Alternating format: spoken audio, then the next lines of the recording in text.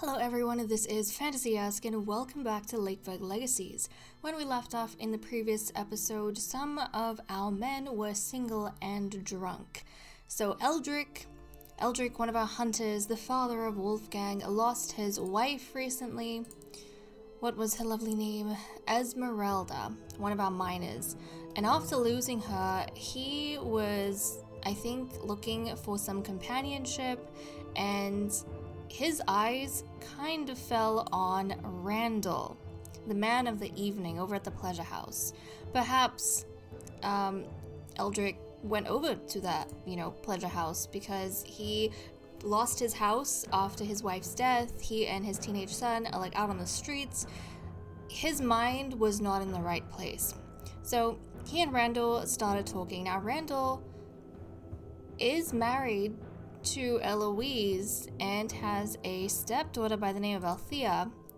In fact, he was married to Ursula beforehand. Now, I might be forgetting the timeline over here. I could be. I don't entirely remember if he was married to Ursula at the time or if this was just before he got together with Eloise. They might have both been single. I think they were both single. It was before Randall married Eloise. Correct me if I'm wrong, but I think that's what happened. And they were kind of pondering whether or not they would give in to their desires and, end up with each other. Maybe, get carried away a little bit, be married. But then reality kind of hit them in the face, and they realized that even if they decided to stay together, all three of them would be out on the streets, since in Lakeburg, only the women can have property. So instead, they decided to become drinking buddies, and they basically got drunk. Yeah. Now, I don't know if they have a bit of a friendship going on or not. I don't think so. I guess they decided it would be a one-time thing. They would get drunk and never talk about it again. So I think both of them, they do have, this drunk trait. But that's pretty much what happened between these two. So I think we are kind of just, carrying on, seeing what else happens. Now, we also, because of one of the recent deaths we have little Mirabelle, who is a seamstress apprentice and now does not have a mentor of her own. Now, at the sewing workshop, both Sapphire and Godric already have their own apprentices that they are, teaching and taking care of. So I don't think that there's going to be any room for her, which means just like her aunt, actually not her aunt Mabel, sorry, just like someone else who moved, whose name I cannot remember, just like Calanth, who used to be a seamstress apprentice and had to look for an apprenticeship elsewhere, our little girl is going to have to do the same. So Mirabelle, taking a look at her, the next thing she's interested in is to be a carpenter, so she's actually going to join Calanth as the apprentice at the workshop, and she is going to be apprenticed to, hold on a second, Bruce. So hopefully she's able to learn all she can over here. But yeah, this is where she's going to be, guys. She's going to be under Bruce. Now, I'm already seeing a potential problem because I do not think... Right, okay, so apparently this is unfortunate, but because Bruce and Margaret, well, Margaret's been here a while, but Bruce has recently started working at the workshop. He doesn't have nearly as much to teach Mirabelle, but this is kind of where she's at. This is what she's been given. Bruce is going to be mentoring her. Hopefully, as Bruce gets a bit more experience, he'll be able to teach her some of that as well. Maybe they'll have, a bit of a learning experience together. Aside from that, I did check through some of the other unemployed villagers we have, but they haven't changed their aspirations, so they cannot fill any of the vacancies we have. We do have some couples we can work on though. So Drusilla has a child that she's just adopted, right? Hold on a second.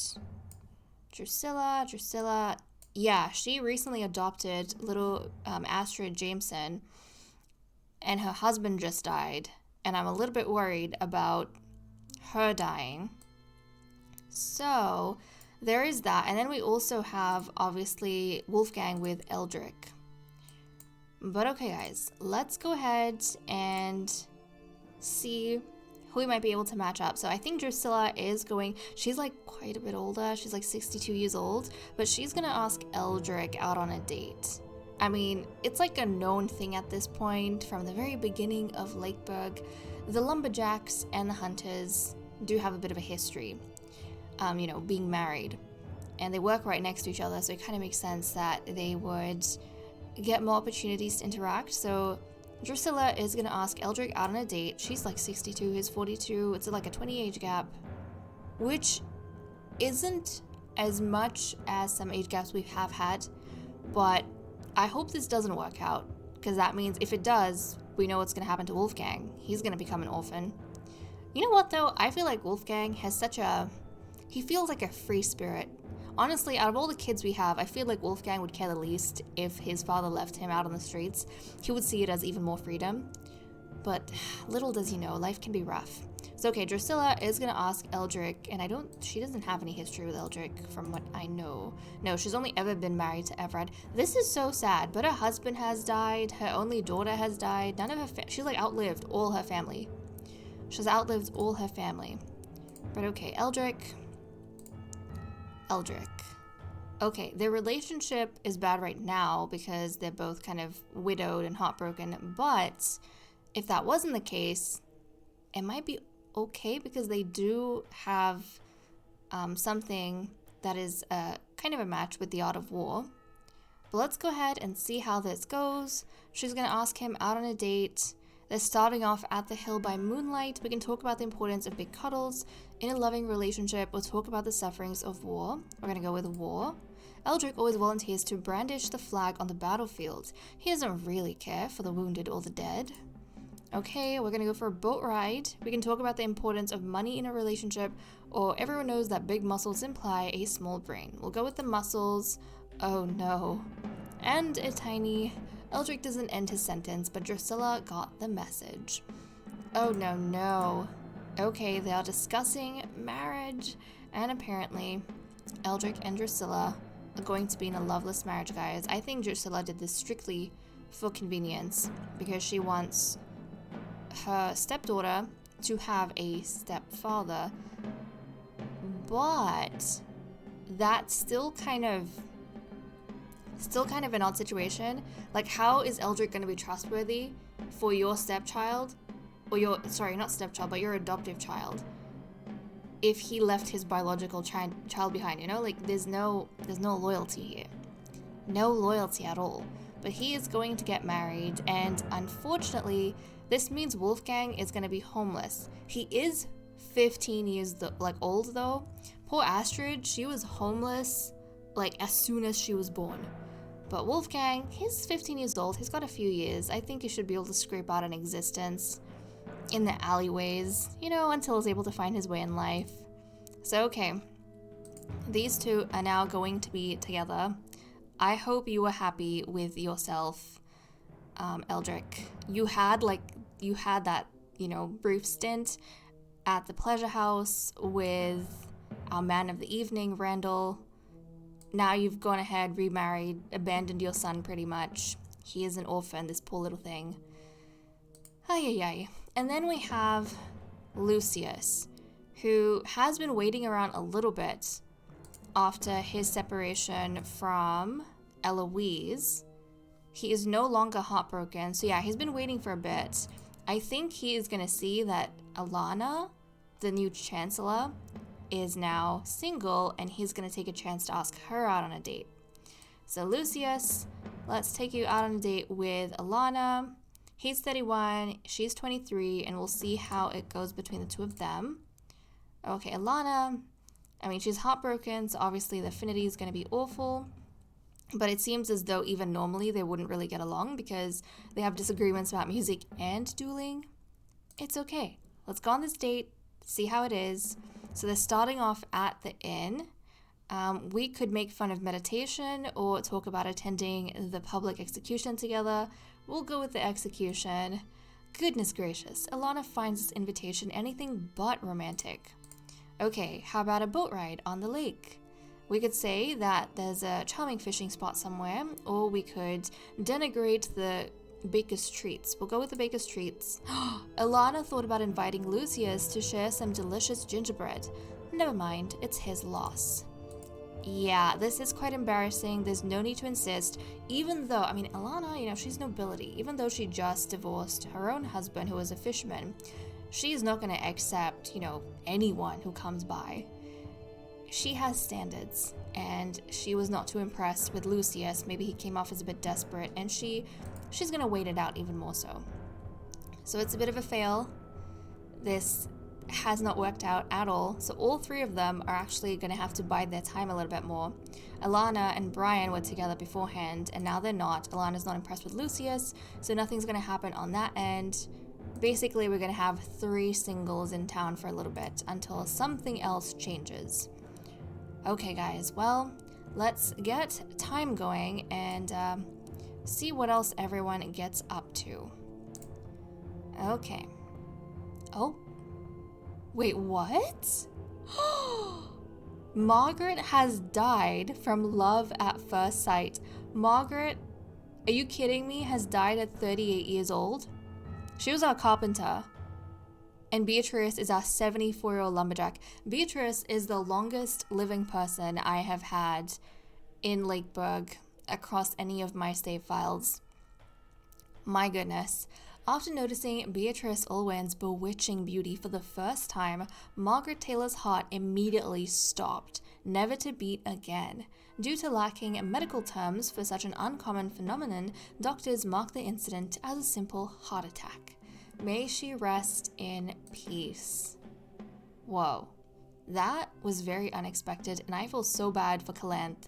She had 2 mentors die one after the other, first at the bakery and now at the carpenter's workshop.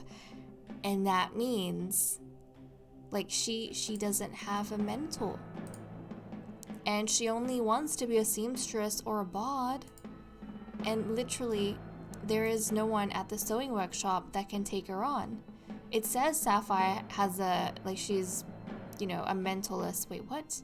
A mentorless student, never mind. I thought it was like a studentless mentor, but no, I think it's just saying that because Sapphire's not that skilled, she's not able to impart any more skills to her apprentice, but that is a lifelong bond.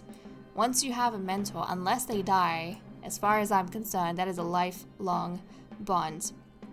Calanth, she might have some extra things to bond with Wolfgang, because they're both at 15 years old facing, struggles in their life, even though it's in different ways. Wolfgang is homeless. He's an orphan with no mentor.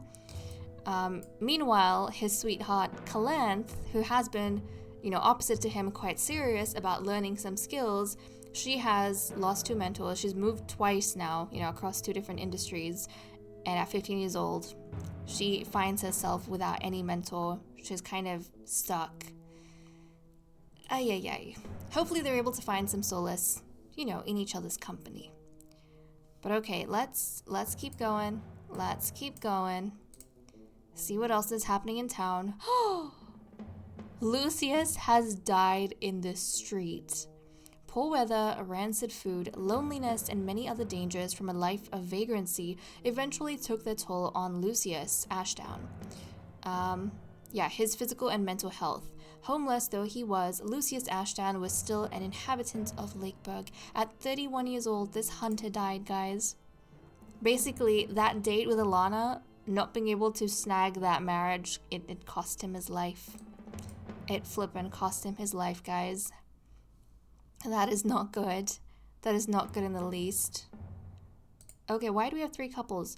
Oh, that's right. Well, Achille, our blacksmith, his wife was the carpenter Margaret, I think. And now that she's passed on, hold on a second, I think he loses his home, doesn't he? Where the door is, he loses his home. Where'd he go? Where'd he go? I'm so sorry to kick you out like this, you and your daughter, Cecilia. I'm so sorry, but that's just the way things work. We have so many empty houses at this point. I think we've got 6 empty houses. It's just waiting, basically, for all the girls to age up. I think that's exactly what's happening. It's waiting for all the girls to age up, you know?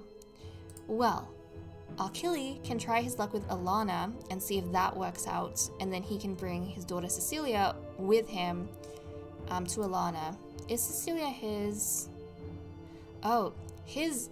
Astrid is his biological child. Cecilia is his stepdaughter then. Okay, well, he can bring his stepdaughter over if his relationship with Alana works out. So he, in desperation, is going to ask Alana on a date. He's 28, she's 23, so they actually have a very close, like, age gap. So let's go and send these two out. Sorry. Hold on a second. Let's send you out with Alana. There we go. Well, it's an awful match. Both of them are heartbroken. Even if they weren't, it wouldn't be that good because they disagree on dancing and treats. But they're going to take a chance on each other. So let's go ahead. He's going to ask her on a date. Let's see how this goes. We're starting off at the boat ride on the lake. We can talk about favorite songs or make fun of meditation. We're going to make fun of meditation. Alana cannot sit still for more than 2 minutes. She has no patience whatsoever for this weird hobby. Okay, and then we're going to go over to the inn. We could share the recipe for nougat with dried fruits or seek a dancing partner. We're going to go with the dancing partner. Really, Alana and her 2 left feet blatantly prefers avoiding this invitation. Okay, they're going to have a loveless marriage, but it's a match, guys. It is a match. So she was not impressed with Lucius, but you know, the blacksmith impressed her enough that she is going to welcome him into the family. So now our blacksmith is part of the Coldwell family. Yep, there we go, with little Cecilia. So Cecilia is the daughter of Nathan and Margaret. Okay. Honestly, sometimes it is so confusing because of the marriages, like where the parents are and who they're with, especially when they've had like multiple spouses. It's all over the place. The kids at this point are like candy. When someone has a kid, it gets passed around like candy. But okay. Alana and Achille, you guys should be good for now. And now we only have Brian, who is single and out on the streets, our sole fisherman. Okay, and then I think we have had some age ups, if I'm not mistaken. Hold on a second. Mirabelle! Look at little Mirabelle. She is the daughter of Valerius and Anne. She looks so much like her grandmother Colette and her father Valerius, doesn't she? She does for sure. Is that the only age up we've had? Yes, that is the only age up we've had. Okay, well, I don't think we have to worry too much about you. We'll keep going, see what else is happening in town. Okay, Godric and Eldric have met. Our hunter and our seamster, and they actually get along well with each other. They made a good impression, which is nice that they can be friends, because, I mean, they're not that close to each other. Because they have, you know, they have this waterway between them. But it's nice if they get along with each other. And we can recruit! Oh, that is so important. We have empty houses. We have so many vacancies. We definitely need to recruit. Okay, let's see who we might be able to get. We have Crispin Warwick, who's 27 years old, of the peasant class. He can be a hunter, which would help us out with the hunting. We do have vacancies with our hunters. Or we could get Alice Bridge, who is 18 years old, of the noble class. She can be a builder or a healer. A builder or a healer. Or should we get a hunter? We only... Guys. So listen to me, okay? A healer and a builder would be amazing because we do have these buildings over here. Like, we have those vacancies, and we've never had anyone working at the hospital. We've also never had anyone working at the building site and, you know, building tickets. But at the same time, we don't have a lot of farmers. We only have one hunter. We only have one fisherman, one harvester's barn. Like, we need food. You know, we need food. Not only that, but the hunter's cabin, they supply our leather. and we're already like not producing enough leather for the amount we use every year. If we don't have leather, the sewing workshop is not going to be able to make their socks and their clothes. So if the hunters die out, basically the sewing workshop is going to become like the bakery, where nothing is happening because we don't have enough resources. Yeah. And not only that, I'm just realizing the carpenter's workshop, they use leather as well.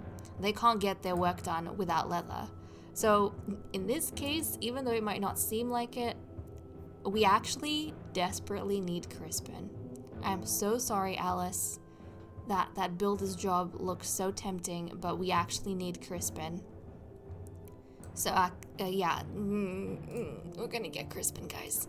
We're gonna recruit Crispin. We're doing it. Crispin, welcome.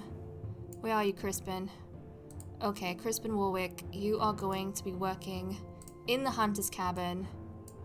I think Eldrick is gonna be very happy that he has a companion or a colleague to help him out over here. Well, I hope he's grateful. I flippin' hope he's grateful, but we desperately needed that, guys. We desperately needed that. So now we need to cross our fingers and hope that whatever wife Crispin brings into... Who does he look like? He looks a lot like someone. He looks... Is it Kristoff? He kind of looks like Kristoff, doesn't he? They have like completely different coloring, but he looks a lot like Kristoff. Yeah. Is there anyone else he reminds me of? No. It's definitely Kristoff. It's giving me serious Kristoff vibes. They could be cousins, to be honest. Okay, well, that is sorted, but let's do some matchmaking for Crispin and hope he brings in a wife that is going to help us out. So let's take a look, Crispin. What do you have for us? Isabeleth, that is a very unique name, of the noble class. She is 26 years old. We didn't even take a look at Crispin's personality. I'm so sorry, my dude. He is proud, a coward, and energetic, which is fair, not that bad. His preferences: he likes silver and gold, flowers, and public executions. He dislikes reading, dueling, and fashion, and he's a bit of a crafty guy.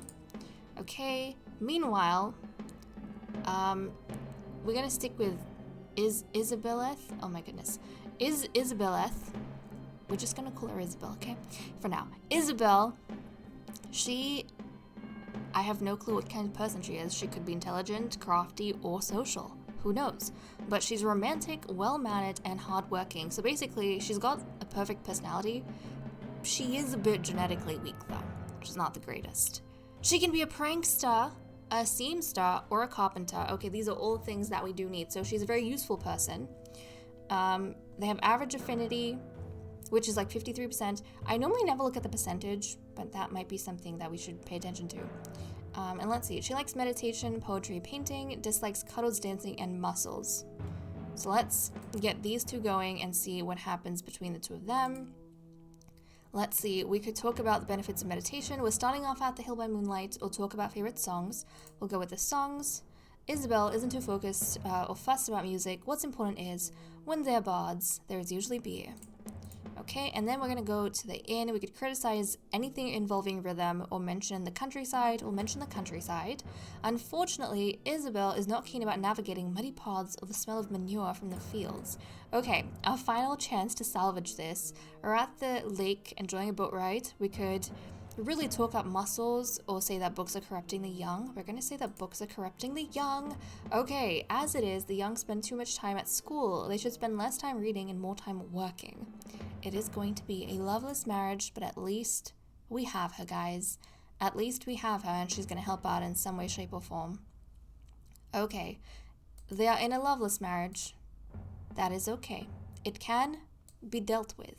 It can be dealt with, guys. Now, where is she? Where the heck is she? Okay, we're going to change her name real quick. She is going to be, Oriana Payne. I like that name. So she's going to be, she's going to establish the Payne family. So let's go ahead, give her a house. She's going to be in the 2nd district, living with the Coldwell family and the, what family is this? The Clark family. Okay, we'll have the Paynes. There we go, Crispin and Oriana. They have a 6% chance of having children of their own. And they're very close in age, which is nice. But Oriana, you wanted to be a prankster, no? Hold on. She wanted to be a prankster. Yes, and we do have a vacancy. We haven't had a prankster since Valerius died. So actually, let's get her working in the prank shop. And this is helpful because this provides our kingdom with much needed entertainment. And we don't want our, morale to go down. We don't want our citizens to be bored, because if they're bored, it might affect their production. So okay, she's doing an important job.